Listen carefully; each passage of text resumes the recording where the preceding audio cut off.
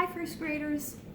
I was just looking at lesson 11.4 and 11.5 in our math, and I was thinking of how that lesson might work in real life. And so I was thinking about, you know how you sit down and you want to watch your favorite movie, and you sit down with some of your movie candy, and you start eating movie candy, and you kind of lose track of how much movie candy you eat. Yeah, and so maybe I thought, well, you know, since the serving size says 4 servings, I need to get 4 movies out of this? This is going to be tricky. So maybe I should start counting my candy as I eat them. So what I did is I laid the candy out on 10 frames because I thought, well, that would be a quick and easy way to know how much candy is really there. And then I can, as I eat the candy, you know, I could subtract, like I have 30 pieces of candy, but I ate 10 of them.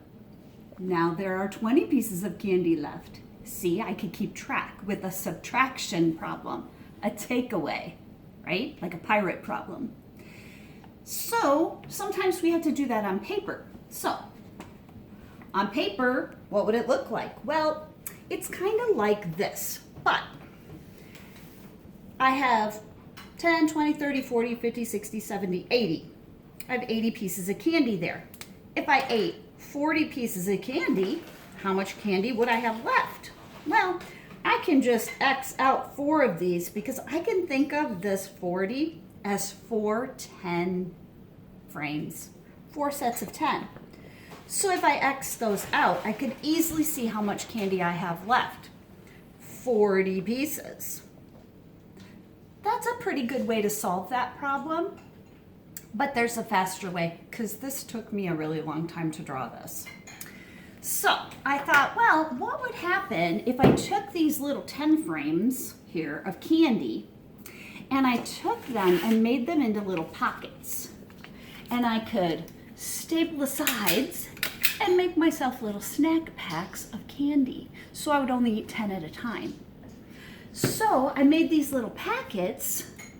They're like a little envelope of 10, and I could put the candy right in there, and then when I was ready to eat it, it would be really handy and I could keep track really super easy.